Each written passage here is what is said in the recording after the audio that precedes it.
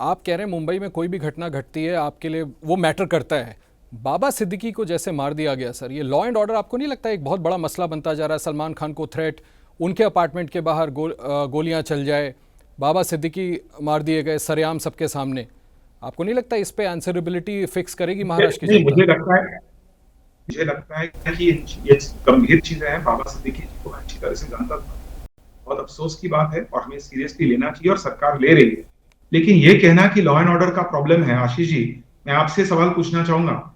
जब police officer को मुख्यमंत्री साहब स्वयं क्लीन चिट दे रहे थे, जब वे पैसे एक्सटॉर्ट करने की कोशिश कर रहे थे, तो नोएडा के कितने चैनल्स ने इस पर डिबेट की थी?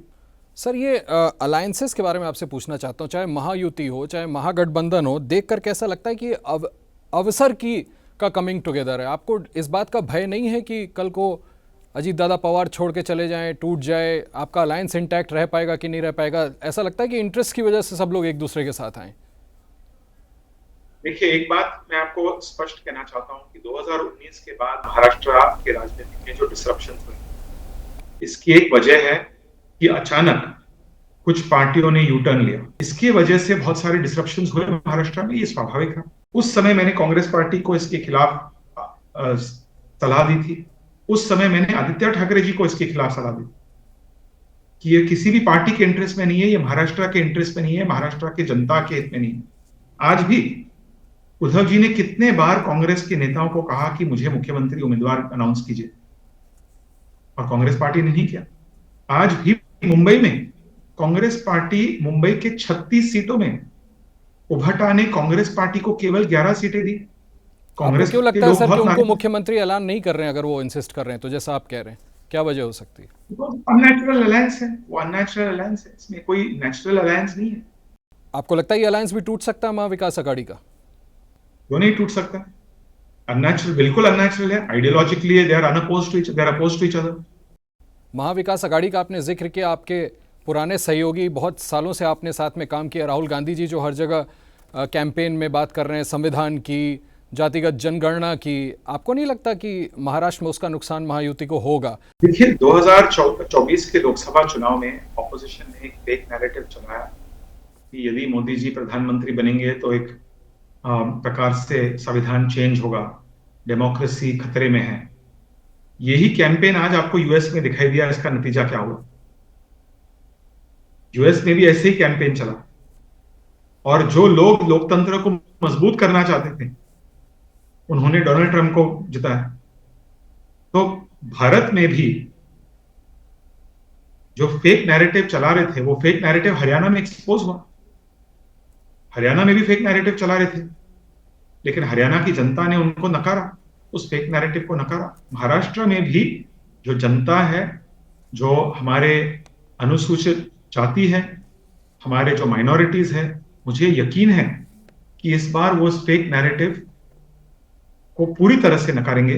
फ्रीबीज का जो मैंने आपसे सवाल किया सर, हम देखते हैं दोनों ही पक्ष, आपके यहाँ से भी तमाम तरीके के अनाउंसमेंट, महाविकास अघाड़ी की तरफ से भी तमाम तरीके के अनाउंसमेंट। आपको नहीं लगता कि ये अनाउंसमेंट करते वक्त कम से कम एक्सचेकर का ध्यान रखना चाहिए? इसकी राशि कहाँ से आएगी? हिमाचल का एग्जाम्पल हमने देखा, अनाउंसमेंट कर देते हैं और उसके बाद तमाम तरीके की क्राइसिस होती है, लोगों की सैलरीज पे नहीं होती।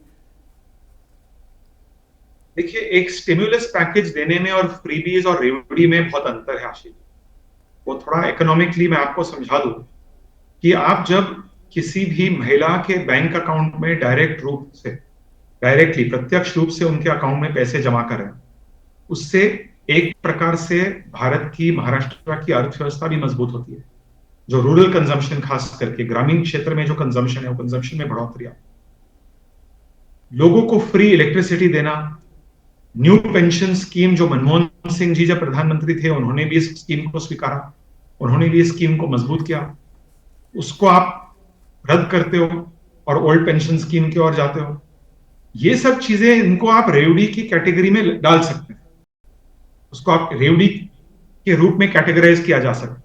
इससे 100% स्टेट एक्सचेकर, नेशनल एक्सचेकर का बहुत नुकसान होता है। और सर हिमाचल कहीं प्रदेश का आपने या कहीं ऐसा तो नहीं कि उदाहरण दिया है। सेंटर में आपकी सपोर्टिव गवर्नमेंट ना हो तो ये अनाउंसमेंट नहीं करने चाहिए, फिर बचना चाहिए?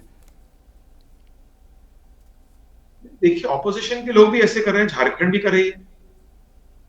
ऑपोजिशन के लोग पूरी महाविकास आघाड़ी कांग्रेस में कितने बार कह रहे हैं कि खटाखट खटाखट खटाखट हम पैसे देंगे। इसमें केवल फर्क और अंतर इतना ही है कि कुछ लोग केवल आश्वासन देते हैं, कुछ लोग फटाफट करते हैं, कुछ लोग खटाखट की बात करते हैं, कुछ लोग फटाफट काम करते हैं। मिलिंद जी, एक आखिरी सवाल करना चाहता हूं। थोड़ी देर पहले मैंने आपसे पूछा था, जो बयान योगी जी ने उत्तर प्रदेश में दिया था, मैंने देखा पोलराइज करने की कोशिश दूसरी तरफ से भी हो रही है। अकबरुद्दीन ओवैसी का एक बयान देखा मैंने, उन्होंने कहा कि मोदी योगी आए हैं तो अकबर भी आएगा, और जो लोग बांटते हैं वही काटने की भी बात करते हैं। ऐसे राजनीति में मैं जनरली विश्वास नहीं करता हूँ। मैं सकारात्मक राजनीति में विश्वास करता हूँ। मैं काम करने वाला व्यक्ति हूँ। बट इस तरह के बयान आपको डिस्टर्ब भी तो करती होगी ना सर? क्लीन पॉलिटिक्स आप करते हैं, मैं तो सालों से आपको देखता हूं। देखिए, मैं एक बात स्पष्ट कह सकता हूँ कि धर्म या जाति के आधार पर लोगों को बांटना ये बहुत गलत राजनीति होती है। यदि कोई भी नेता, मैं मानता हूं कि कांग्रेस पार्टी में मैंने देखा है कि कांग्रेस पार्टी का इतिहास, कांग्रेस पार्टी हमेशा जातिवादी राजनीति के खिलाफ लड़ती थी, और आज अफसोस की बात है कि वही कांग्रेस पार्टी, और मैं जानता हूं कि कांग्रेस पार्टी में ऐसे बहुत से लोग हैं जो उस जातिवादी नई जो कांग्रेस है इसमें जातिवादी पर फोकस किया जा रहा है, वो उस पर कंफर्टेबल नहीं है कि हम जाति के आधार पर लोगों को बांटना चाहते हैं, डिवाइड करना चाहते हैं। आप कह रहे हैं राहुल गांधी के स्टैंड से कांग्रेस पार्टी में ही कई लोग असंतुष्ट हैं, उसकी जानकारी आपको है? मैं कह रहा हूं कि जो भी लोग ऐसे राजनीति कर रहे हैं, ये कांग्रेस पार्टी, ये नेहरू, पंडित जवाहरलाल नेहरू की कांग्रेस पार्टी और आज की कांग्रेस पार्टी में फर्क है। एक फिगर दे दीजिए सर, कितनी सीटों की उम्मीद है महायुति के लिए? मैं इतना ही कह सकता हूं, मुझे यकीन है कि जो लोकसभा का परफॉर्मेंस था महायुति का, वो परफॉर्मेंस विधानसभा में रिपीट नहीं होगा। इसमें बहुत परिवर्तन हुआ है। फेक नैरेटिव को एक प्रकार से लोग इस बार नकारेंगे।